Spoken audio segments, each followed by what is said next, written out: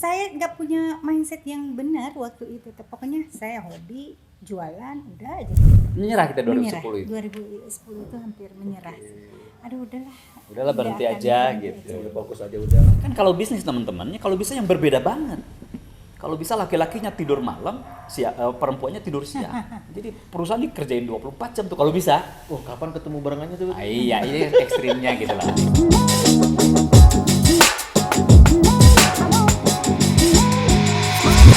Assalamualaikum warahmatullahi wabarakatuh, Sobat Nextpreneur. Cerita bisnis kali ini spesial karena kami berkunjung ke salah satu pengusaha di Indonesia yang rumahnya di Bandung. Mereka berdua adalah owner dari salah satu fashion muslim terbesar di Indonesia. Yuk kita kenalan. Bapak Haji Asep Mulyadi. Assalamualaikum Kang ya. Waalaikumsalam. Sehat Pak. Alhamdulillah. Di sampingnya ini istri Pak Haji Asep. Iya dong, ini si cantik, si Ibu, manis. Iya. Ibu Lia. Iya. Nama lengkapnya Nur Amalia. Nur Amalia. Saya manggilnya Ibu Nur, Ibu Lia, Lihat saja. Ibu Lia. Kalau ibu udah senior. Udah senior. Kalau nah ini enak nih untuk Kalau Pak panggilan Asep enaknya junior apa? gitu. Kalau saya bilangnya kan orang Sunda, Iya. kayaknya lebih enak dipanggil Kang aja. Kang Asmul.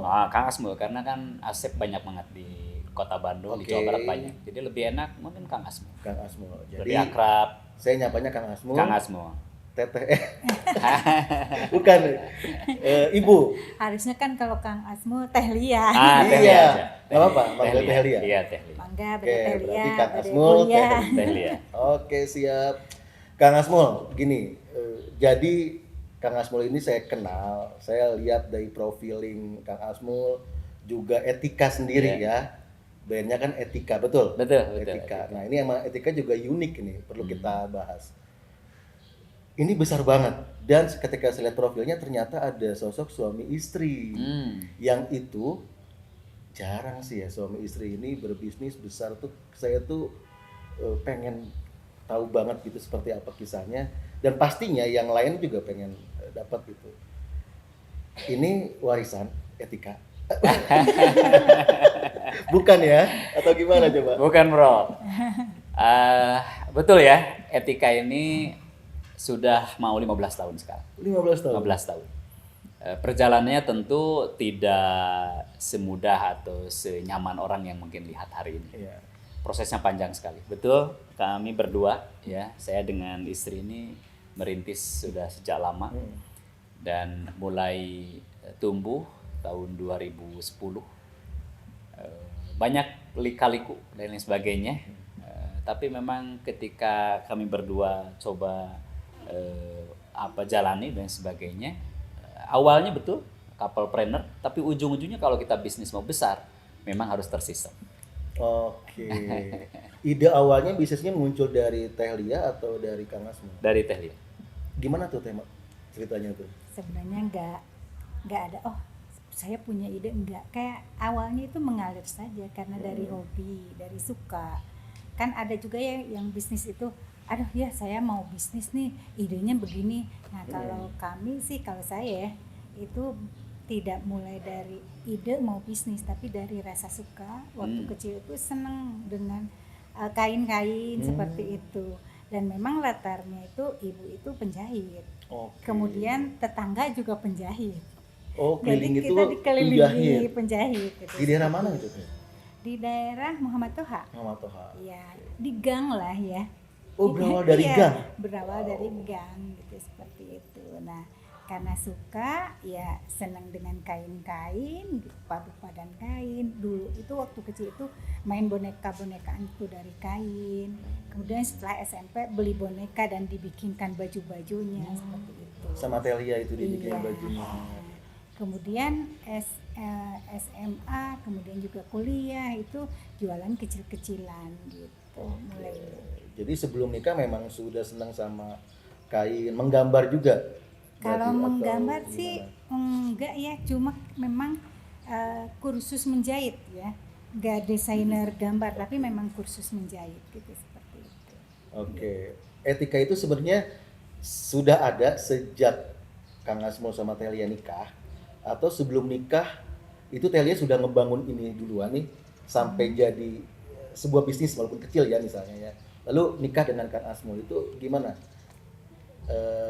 Nikah duluan baru jadi etikanya atau sebelum nikah?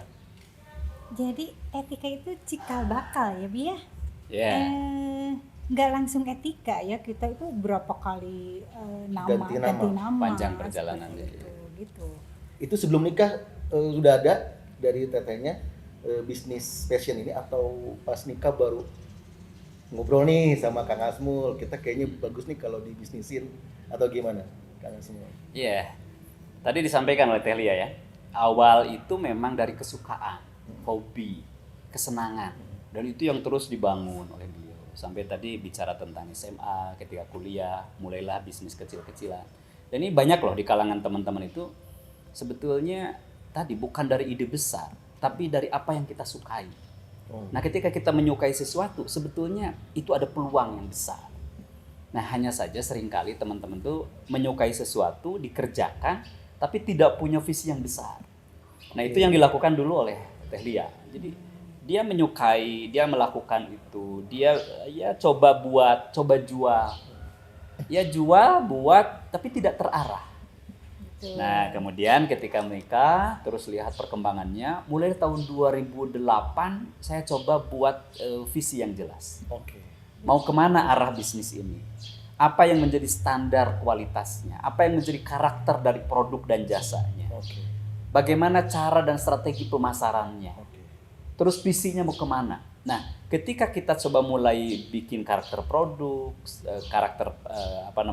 produk kita, kemudian segmen pasar, strategi pemasaran, kemudian visi mau kemana, mulailah itu bisnis terarah. Nah, seringkali teman-teman banyak sekali ya couple-planner itu mulai bisnis, tapi tidak punya arah, sehingga tidak jelas kita sudah sampai mana, mau kemana.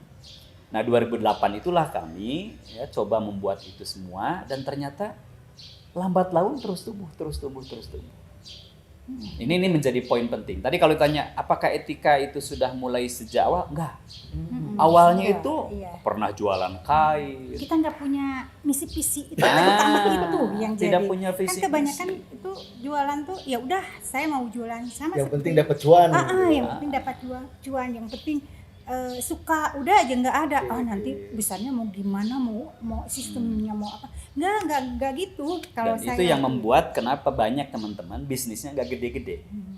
Artinya ya bisnis hanya bukan bisnis ya, dia melakukan sesuatu karena tugas kebutuhan aja. Kebutuhan untuk hidup. Menutupi hidup. Artinya dia dapat menutupi dapur dan sebagainya. Iya, betul. Banyak couple-planner seperti itu. Padahal couple-planner itu kan ngurus keluarga aja berat, apalagi ngurus bisnis. Rugi sekali kita dalam couple-planner kalau kita tidak punya arah yang jelas.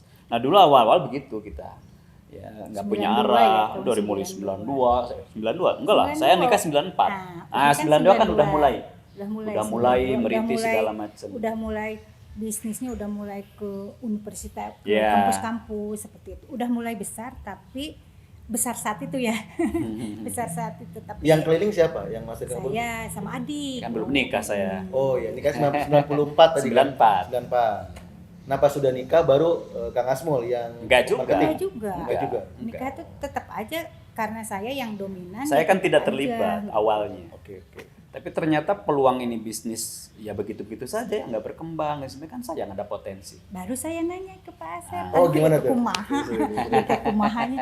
Aduh ini teh gimana ya? Terus aja bisnis itu jalan di tempat. Oke. Ini udah membesar nol lagi. Membesar tuh berkembang sedikit, bangkrut lagi. Kayak gitu terus aja gitu. Sampai terakhir itu cash itu nol, nggak punya uang, barang nggak ada gitu, seperti itu. Nol lagi. Nol Oke. lagi. Itu faktornya kenapa? Orang Teh? nggak bayar gitu. Oh, karena nggak bayar Juga itu ya? nggak bayar. Yang nggak terarah, bisnis yang nggak terarah. Gitu. Nah, mulai curhat di tahun berapa tuh sama Kang Asmul? 2000 enggak. Kalau secara langsung sih 2007-an, 2006 2007. Dari 94 tadi Dari nikah. 92 terus kita Baru ngeh nih, kayaknya perlu ada suami istri 2007, berarti butuh waktu Berapa tuh? Lama. Wah, lama sekali. Lama Sekali. Terlalu lama ini bisnis Karena ini dibangun. saya nggak punya mindset yang benar waktu itu. Pokoknya saya hobi, jualan, udah aja kayak gitu. Oke, selama kurun waktu selama 4 nikah tadi sampai tadi 2007 kan bahwa ini mulai ada etika. Nah ini Kang Asmul sendiri aktivitasnya apa? Saya dulu kan sebenarnya kerja. Oke. Pernah kerja di Jakarta. Oke. Ya, kemudian di Jakarta ini 7 bulan saya kerja, saya ditugasin untuk keluar kota ke Sumatera. Oke. Saya punya pikiran, kebayang ya di Sumatera gimana nih? Kayaknya beda dengan Jawa Barat. Akhirnya saya tolak. Akhirnya karena ditolak, di PHK saya. Nah, Di ini juga tahun 94, 95 lah ya, 95. Oke.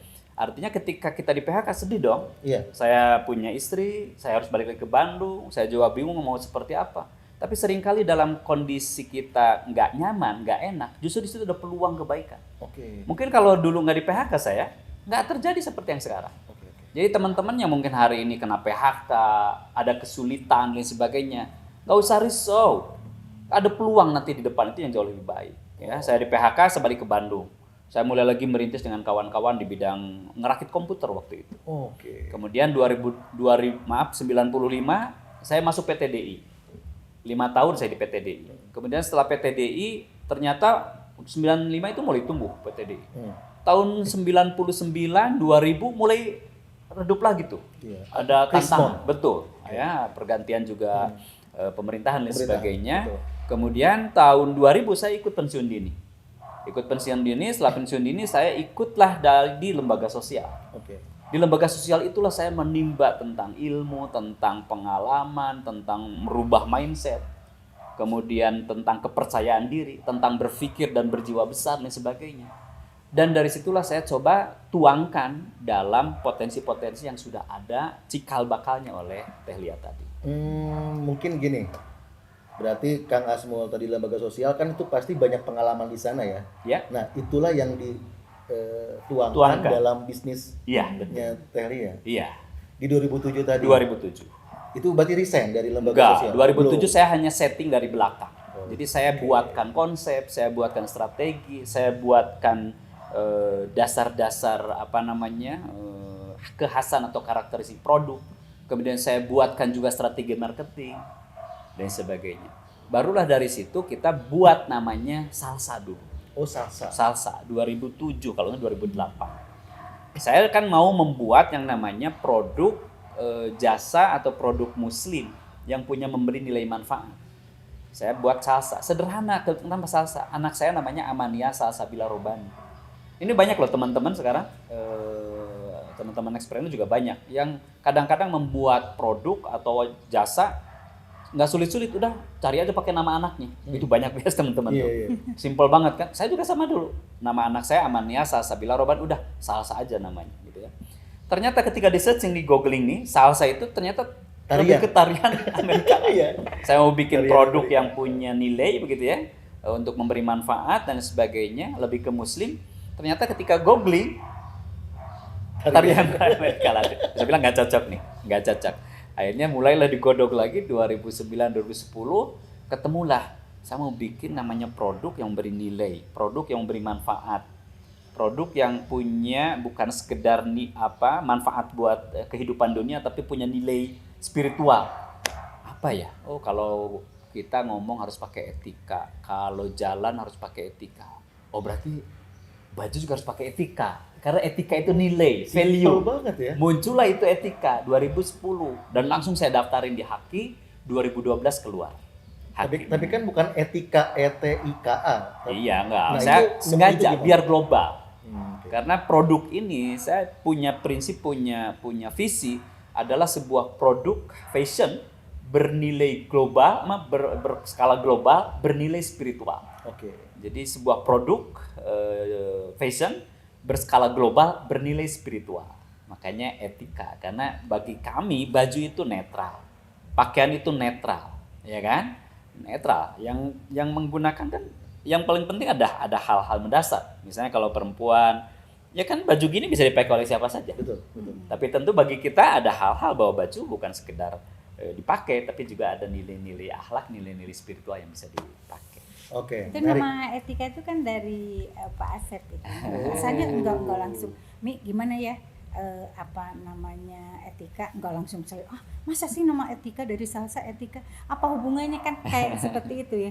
Jadi waktu ada ide atau apa biasanya nggak langsung oh ya nggak begitu, ada aja enggak lah kayaknya enggak deh, setelah dipikir-pikir setelah ditimbang-timbang bener juga ya gitu, ada ininya. Oke, Teh Lia, di fase tadi Kang Asmul di lembaga sosial, kan Teh Lia nih ngurusin bisnis fashion, belum salsa ya? Itu udah salsa belum? Sudah salsa. Sudah salsa. Salsa 2007. Sebelumnya namanya apa? Namanya Anida. Anida. Anida. Waktu saya gadis itu Anida. Itu gak simple Anida. Kenapa? Keponakan. Gara-garanya keponakan namanya Anida. Ini semuanya Dan nama saya- orang ya. saya belum punya anak, belum Belum nikah punya. waktu itu. Oke. Nah, ngurus Anida ini kan tanpa kehadiran sosok suami waktu itu. Iya, Iya. betul. Itu gimana perasaannya? Ngurusin itu sendiri gitu. Saya sih sebenarnya nggak sendiri. Saya Bareng. bareng dengan Bareng. adik. Dengan Waktu adik. itu, sama-sama kuliah gitu. Sulit nggak ada kesulitan apa di lapangan gitu dalam Nah. hal itu gimana? Pas fase awal, sedangkan kan Kang Asmul Tidak. di lembaga sosial kan, Iya. yang gajian dong tiap bulan gitu. Iya, betul. Kalau Teh Lia kan, wah ini gimana cara supaya bisa laku? Pasti ada tantangan yang menarik nih. Iya betul. Apa? Kan gini, karena awalnya itu memang hobi, ketika nggak laku itu nggak jadi sedih atau apa, ya udah ya nggak laku terus aja berupaya untuk laku. Kan akhirnya kalau berupaya untuk terjual juga gitu. Jadi minimal operasional, minimal jalan terus usaha. Apa yang membuat down? Hanya di tempat aja, jalan di Iya. tempat aja. Yang membuat down ada nggak saat fase Ada, benar. Kang Asmul masih kerja? Yang membuat down itu nol case-nya. Yang membuat down tuh nggak ada duit. Gak ada duit.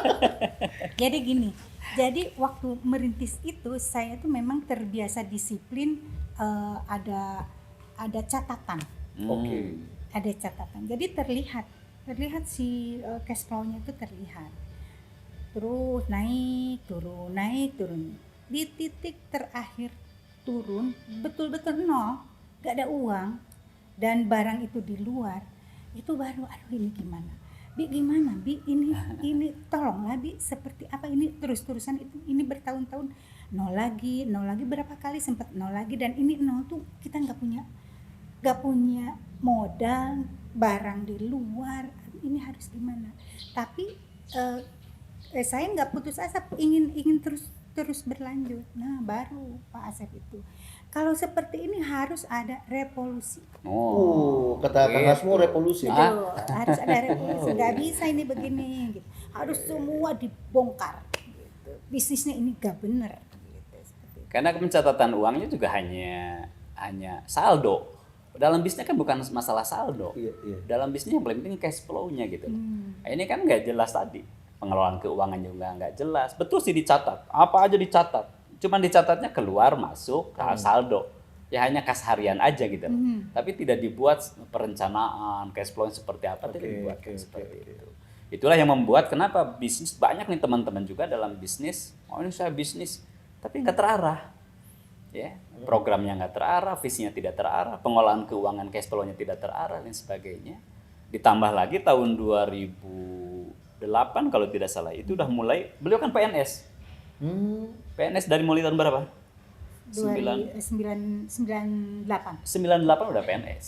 Oke. Nah, dalam PNS itu kan naik turun tuh. Kadang-kadang usaha tuh ya tadi berhenti, mulai lagi. Ketidakkonsistenan dalam usaha, dalam bisnis itu seringkali itu yang membuat teman-teman gagal dalam bisnis. Oh, jadi bekerja sambil berbisnis itu Ya, juga. ya namanya sambilan itu di mana-mana, yang nggak fokus.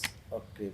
Itu jadi PNS maksudnya karyawan apa di kelurahan atau di Guru. Mengajar guru ngajar. Guru. Sampai tahun berapa Teh? sampai 2000 kemarin, 2020. terakhir 2020. Karena memang 2020, saya oke. suka mengajar. Biar Cita-cita. kesannya muda terus. Kalau ketemu anak-anak kan muda terus. Ya. Jadi dulu saya sukanya ya menjahit dan mengajar. Oke, Ngajar. sambil ngerjain tadi Anida tadi. Iya. Ya makanya tadi kata Kang Asmul ini kayaknya perlu direvolusi nih, kayak gini. Nah, itu biar supaya bisa fokus di tahun berapa fokus sehingga Teteh tetap ngajar kan? Iya. Nah ini gimana Kang Asmul solusinya tuh? Iya, itu yang tadi saya bilang di awal itu, seringkali teman-teman dalam bisnis itu kan yang paling penting adalah perencanaan. Kita mau kemana, ya. Dan alhamdulillah saya berdua ini diawali dengan hobi tadi kan. Dan hobi itulah yang membuat kenapa terus bertahan. Karena melakukan ini karena kesukaan. Kalau kesukaan, tantangan seberat apapun dinikmati, enjoy. Benar. Bayangkan kalau beliau nggak suka, udah berhenti, pindah lagi, karena suka, terus dijalankan. Ketika dijalankan terus menerus, kemudian ketemulah dengan konsep, dengan visi, dengan strategi, barulah itu mulai tertata. Mau kemana? Saya buatkan tahun 2008 itu saya sudah membuatkan, 2008 saya sudah siapkan mau kemana tahun 2027. Berarti saya udah merencanakan hampir 30 tahun. Maaf, 2008, 2007, 20 tahunan. 20 tahunan. Saya udah rencanain 20 tahun mau kemana. Produknya mau kemana, pasarnya mau kemana, strategi marketingnya, bukan strategi ya, marketingnya mau seperti apa. Kira-kira jumlah SDM-nya mau berapa, itu udah sudah dirancang sejak tahun 2008. Rancangan itulah yang membuat kesulitan-kesulitan apapun itu dinikmati karena saya punya rencana ke sana. Nah inilah kelihatannya teman-teman ketika berbisnis itu visi dan rencana besar yang harus dimiliki. Alhamdulillah dengan tadi ya dasar kesukaan sehingga walaupun sekarang banyak tantangan dan sebagainya dinikmati. Karena ini hanya belok dikit ujungnya ke sana kok. Oke. Di lembaga sosial sampai tahun Terakhir 2011 ya. 2010-2011 lah. berarti itu mutusin untuk fokus ngembangin etika. Karena memang 2008 2000 berapa sertifikasi? 2011, 2010 sertifikasi. Sehingga di PNS-nya jauh lebih sibuk beliau. Nah, dalam kesibukan itu beliau meminta support yang lebih intens. Jadi mutusin untuk resign. Untuk resign. 2012 Saya bilang ya. 2011 saya resign. Itu dalam kondisi keuangan fashion ini sudah mapan? Oh enggak. Repot. Tapi kita itu nggak pernah mengeluh loh. Jadi orang-orang tuh nggak tahu kita repot ya gitu. Kita itu pokoknya nggak ada keluhan, aduh ini gimana, nggak ada keluhan ke orang lain. Ini menarik Kang Asmul. Jadi mutusin Kang Asmul resign itu kan gini. Orang kalau mau resign dari pekerjaan tetapnya, dia sudah berbisnis, kelihatan. Berarti kan ada dua pilihan. Yang pertama dia itu sudah punya tabungan. Makanya dia bisa settle tuh untuk bisa berbisnis. Atau tabungan tidak ada, tapi bisnisnya sudah ada jalan. Makanya dia mesti keluar. Kalau Kang Asmul gimana? Enggak. Bisnisnya belum jalan, tabungan juga nggak punya. Tapi saya udah melihat visi. Oke. Bahwa ini potensinya besar. Berarti puasa berapa tahun ya? Itu 2010 itu hampir sebenarnya 2010 itu hampir menyerah ya. Menyerah kita 2010 Menyerah. itu. 2010 itu hampir menyerah. Aduh udahlah. Udahlah berhenti Udah, aja akan gitu. Ya udah fokus aja udah Saya ya. yang menyerah PNS udah. aja. Kang Asmul Saya udah di kerja sosial, aja lah kerja gitu. aja, gitu. Tapi kelihatan Tapi udah mulai ada langganan, Bi. ada pelanggan itu. Nah, ada pelanggan. Jadi Walaupun nggak jalan banyak. Itu. Pelanggan itu. Itu yang bikin penyemangat Ada potensi. langganan. Gitu. Ada udah. Walaupun pelanggan-pelanggan yang dulu udah ganti Ah sekarang. iya, ternyata ada pelanggan. Ternyata kan yang namanya bisnis itu kan ada yang tumbuh, ada yang Oke. Iya. jatuh gitu. Seperti itu. Berarti tabungan nggak ada. Ini udah etika ya namanya ya? 2010 belum, masih salsa. Pas resign masih salsa. Masih salsa. Oke. Terus juga salsanya juga belum kelihatan. 2011 sebetulnya udah mulai ya. 2011 udah mulai etika ya? Belum. Karena 2012 kita secara resmi ya. Baru dikatakannya. Oke. Keluar hakinya 2012. Berapa itu pendapatan pas awal resign itu? Kita nggak digaji. Nggak ada gaji. Nggak digaji. Nggak ada gaji. Terus untuk ekonomi sehari-hari Karena PNS beliau. mengandalkan PNS. PNS. Berarti Kang Asmul numpang dulu. Numpang di beliau. Iya. Enggak Tapi apa-apa ya, memang Teh? karena gini, karena kita itu nggak gaya-gayaan ya hidup. Oke. Jadi sebetulnya juga manusia harus ada jadi- fleksibel. Mau hidup dengan berapa bisa. Saya mau nembeng di istri juga bisa. Awal Kang Asmul resign terus Iya. masuk ke dunianya Teh Lia. Apa kesulitan yang dihadapin waktu itu untuk ke lapangannya ya, marketing lah. Kira-kira begitu, kira-kira. Ya ada kan nggak? namanya juga merintis awal ya. Semua pasti harus kita lakukan sendiri. Bukan karena kita tidak mau rekrut orang. tapi masih kebayang nih rekrut orang harus digaji. Akhirnya saya kerjain sendiri, saya terima telepon sendiri, saya kadang-kadang nganter beli barang juga sendiri, saya packing baju sendiri, Kirim barang kirim sendiri. barang juga sendiri, dan itu kerjanya 24 jam boleh dikatakan, karena siang malam. Kenapa? Karena kita ingin memuaskan pelanggan. Apalagi ini awal-awal membentuk perusahaan, membentuk sebuah produk yang membangun kepercayaan, mau tidak mau harus all out. Keuntungannya apa? Ya sekarang ketika alhamdulillah sudah besar, saya serahkan apapun ya, marketingnya ke orang lain, kemudian gudang ke orang lain. Tapi saya tahu, karena saya pernah mengalami. Saya pernah mengalami belanja barang, saya pernah mengalami distribusi barang, saya pernah mengalami juga ngontrol barang dan sebagainya. Sehingga teman-teman kalau mau coba-coba nipu, Nggak saya bisa. tahu kok. Kerasa. Nah ini penting ya, Teh ya. Jadi selama ini kan business owner itu ada kesalahannya adalah ketika dia mau berbisnis, dia langsung menyerahkan ke orang lain tanpa dia terjun dulu. Berarti yang benar itu ownernya ngalamin dulu ya, Kang Asmul ya. Gimana, Bu?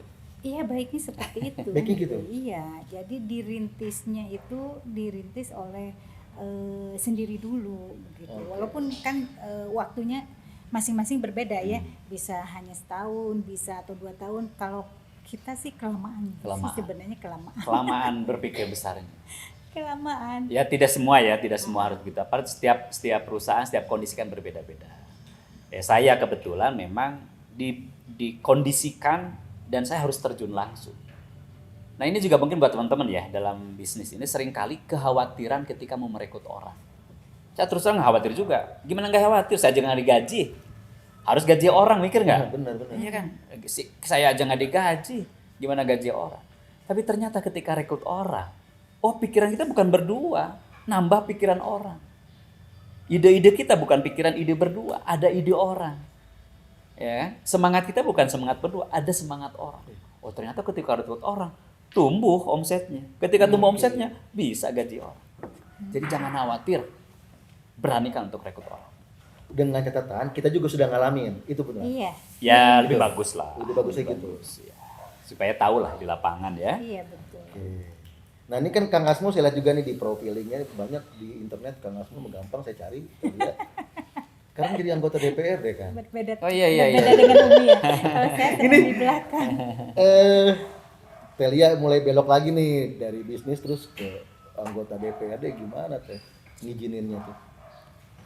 Kalau saya sih dari awal juga apa yang diinginkan, apa yang dicita-citakan suami ya saya support sih. Waduh. Itu nggak jadi Kan melenceng nggak boleh dari ini, nggak visi boleh misi ini. besar tadi tuh sebenarnya. Ada beda Iya. jalan ya? Kata Pak Asep mah politik itu bagian dari dakwah. Oh, itu quote-nya. Makanya kalau sudah berbicara dakwah ya mangga silakan. Itu aja intinya seperti itu. gitu Kang Asmul ya. Iya. Kemudian juga kan perusahaan udah mulai tersistem, artinya kan Pak Asep sekarang tidak harus terjun, tapi sudah bisa pengawasan dari jarak jauh, autopilot ya. Udah. Tapi kalau saya sih kan masih terus di dalam karena saya yang bagian Karena hobi tadi. Nah itu. Suka. Iya. Tadi kan 10 tahun, Bro. 10 tahun saya di lembaga sosial. Fokusnya apa? Pelayanan kepada orang. Wah, Memberi manfaat kepada orang. benar. Kemudian dalam bisnis ini udah hampir berarti sekarang 15 tahun. Anggaplah 2008 2024 ya. Mungkin hampir 15 tahun, ya, 16 tahun. Itu gak ujung-ujungnya omset kita dapat besar, net profit juga dapat besar. Ujungnya apa? Memberi manfaat. Betul. Karyawan lebih banyak, Betul. memberi manfaat. Betul. Dan tahun 2019, jadi sebetulnya sebelum di bisnis pun, saya sudah terlibat dalam kegiatan-kegiatan politik. Tapi di politiknya saya lebih banyak berkecimpung tadi. Memberi pelayanan kepada orang, ya, pengembangan UMKM, dan sebagainya. Nah 2019 ternyata politik membutuhkan support, ya saling menguatkan gitu. Saya diminta untuk jadi salah satu calon anggota dewan. Saya bilang bismillah, ayo. Saya support, saya bantu segala macam. Walaupun saya pikir nih teman-teman kita juga lagi senang-senangnya bangun bisnis kan. Tapi karena ini tugas, saya ditugaskan untuk masuk di arena politik. Saya bismillah. Dan ternyata dapat amanah dari masyarakat. waduh gimana ya, saya dapat mana, saya harus full di DPRD. Akhirnya justru itu kesempatan. Saya berikan ya perusahaan-perusahaan ini untuk dikelola kepada direksi-direksi anak-anak muda. Ternyata ketika kita serahkan kepada anak-anak muda, malah tumbuh. Gitu. Jadi apapun sebenarnya yang kita lakukan itu, ya tadi ya, asal ada punya visi kita mau kemana. Siapapun nanti yang mengerjakan secara directnya, tetap dia akan ngikutin visi yang kita buatkan. Banyak brand yang dikelola oleh couple-planner ketika besar, itu ada yang memutuskan untuk ini jadi milik keluarga. Artinya ya para direktur, orang-orang penting yang duduk di situ itu keluarganya. Atau ada juga yang ya sudah saya mah profesional aja, walaupun kita suami istri diserahkan sama yang profesional. Nih kalau Kang Asmul sama Telia ngebangunnya nih pengen ngasih ke anak atau memang pro aja gitu?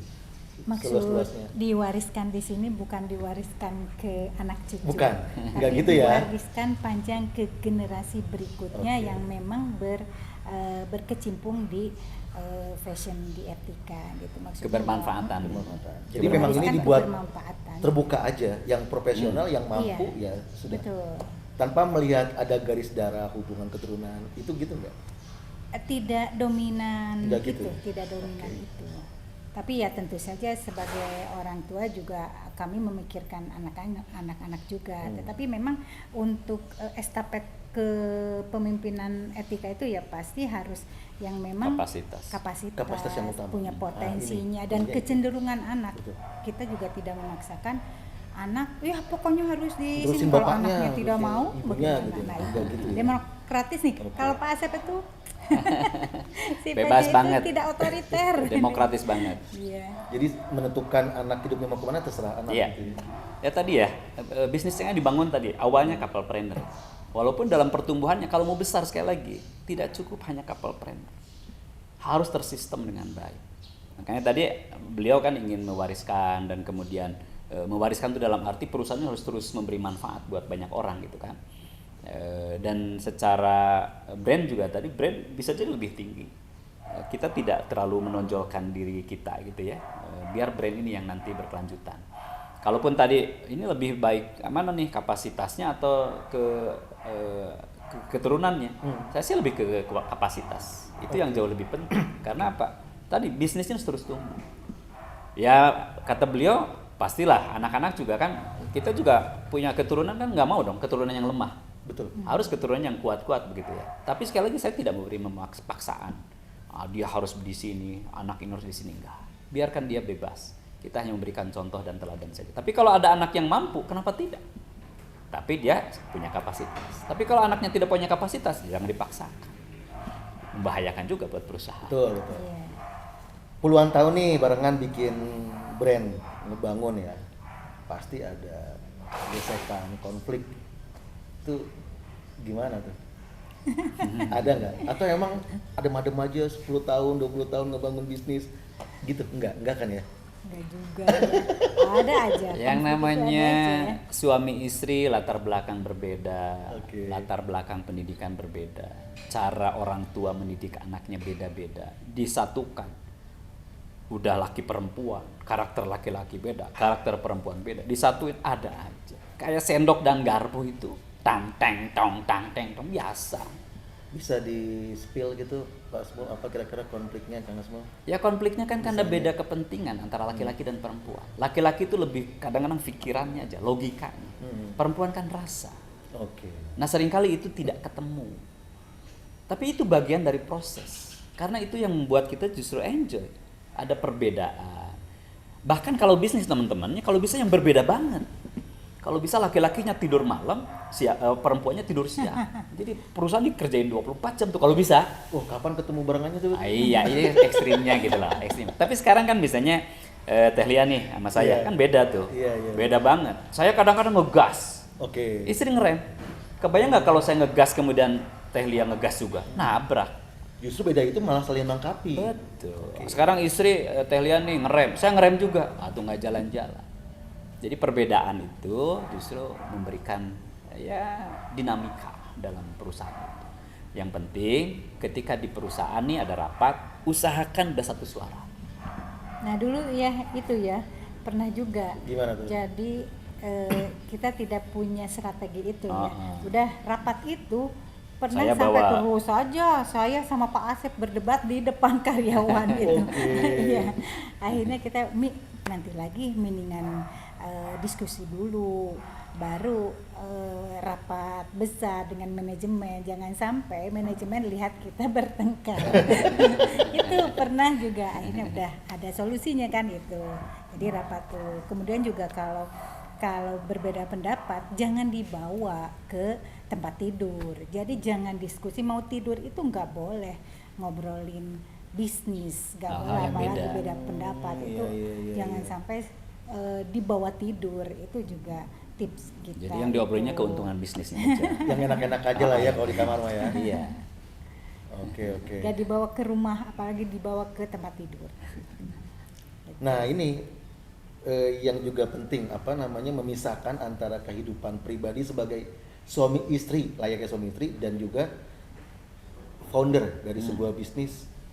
Nah itu gimana cara supaya mindset ngaturnya itu, kan kadang tadi kita nggak sadar ya kalau pas lagi makan suami istri ngobrolin bisnis, malah yang nggak enak lagi yang diobrolin.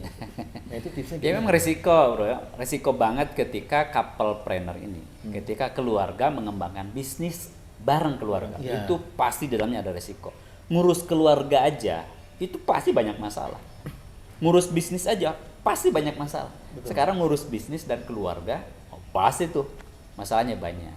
Cuman memang mau tidak mau ketika couplepreneur, kita harus cepat melakukan perubahan, switching, harus cepat gitu ya. Kapan saya sebagai kepala keluarga, kapan sebagai ibu rumah tangga, kapan saya mungkin bisa jadi di situ sebagai direksi misalnya ya, atau bisa jadi direksinya adalah pasangan kita. Nah, ini harus bisa mengelola itu, memosisikan saya sebagai apa, lagi di mana, itu harus bisa. Karena kalau kita tidak cepat untuk melakukan switching, itu seringkali banyak masalah dalam couplepreneur. Wow, banyak sekali nih insight yang menarik ya buat para couplepreneur yang baru bangun bisnis di awal gitu. Dan ternyata saya pikir singkat loh, maksudnya gini, etika itu dibangun dengan cepat gitu. Ternyata Lama, di belakangnya itu udah panjang bertahun-tahun banget. panjang ya. Berarti Panjang. mulai tahun berapa? Dan Sejak itu lahir memang- kayaknya. Dan itu memang ini ya, memang bukan takdir ya, memang takdir kita, ya benar, takdir kita panjang. Tapi banyak juga yang lain yang pendek, yang Iya. sebentar tuh udah sukses, seperti itu juga. Harusnya lebih cepat. Orang lain jangan niru kita. Kita tuh Cari yang karena lebih gini, cepat. Bi, latar belakangnya juga kita itu kan dari Beda. karyawan, dari Kita bukan awal. ibu PNS, guru, mama, ayah saya guru, kemudian Bapak saya juga guru, ibu saya juga guru. Jadi mindsetnya itu kita tuh sebenarnya Bukan dari keluarga karyawan. yang mapan juga. Bukan keluarga mapan banget dan bukan keluarga pengusaha. Bukan keluarga pembisnis, bukan gitu. Itu juga kan mempengaruhi ya. Mempengaruhi, Kemudian mempengaruhi. juga lingkungan kita juga semuanya tidak ada yang pembisnis. Itu juga sangat Kakak-kakak mempengaruhi. rata-rata juga. Pernah ngalamin down ekonomi masa sulit Oh ya Wah. pastilah. Banget. Pasti. Yang namanya bisnis itu tidak ada berhentinya, pasti itu. Karena bisnis itu kan kumpulan dari masalah-masalah ya. Ya istilahnya welcome to jungle ketika bisnis itu. Karena masalahnya pasti banyak. Tapi ketika kita mampu menyelesaikan satu masalah, kita naik kelas. Selesaikan lagi, naik kelas. Pada prinsipnya ke dalam bisnis itu jangan berhenti, itu aja. Oke. Betul ya? Jangan Iya, berhenti. Betul. Ada couplepreneur yang dia berbisnis ada modalnya. Mhm. Ada couplepreneur yang berbisnis dari nol, ada couplepreneur yang berbisnis utang dan lain sebagainya ya, minus berarti. Iya. Kalau Pak Kang Asmul sendiri itu di fase mana udah punya uang untuk mulai resign berbisnis, atau pernah merasakan pahitnya kehidupan atau gimana, pernah nggak Iya. gitu Kang Asmul? Ya kalau kita sih mengembangkan bisnis tidak langsung wow ya gitu ya. Kita tidak melesat langsung. Tapi bertahap gitu. Ya. Kalau kata Sekemampuan Mbak Sunsuna kita apa ya? ya, Mungkinnya alon-alon asal kelakon ya. Oh, Jawa. Iya, sekemampuan kita Ya, tidak apa nih? memaksakan gitu. Itu juga sebetulnya bisa baik bisa kurang baik ya. Mungkin untuk pengembangan hari ini bisa jadi kurang baik. Oke. Karena lambat sekali bisnis. Padahal potensi peluang itu besar. Itu awal-awal. Jadi awal-awal tuh betul-betul tadi modalnya punya berapa ya jalanin. Pinjam Modalnya- sih, sempat pinjam dulu, pinjam ya. Saya alhamdulillah ada kepercayaan dari perbankan juga, saya pinjam tapi nggak besar. Ya, tapi lakukan sesuai dengan kapasitas dan kemampuan waktu itu. Tapi ketika ternyata dalam peluang bisnis makin besar, kemudian sistem mulai berjalan, mau tidak mau harus ada sokongan dana. Karena untuk melakukan scale up itu pasti butuh support dan sebagainya. Reaksi keluarga waktu Kang Asmul resign terus mutusin bantu support istri itu Keluarga siapa? positif? Orang tua atau siapa? Ya keluarga Kang Asmul, orang tua. Orang tua kan atau udah bebas aja. saudara kanan kiri. Enggak. udah Udah mandiri, silahkan aja, itu keputusan di kita.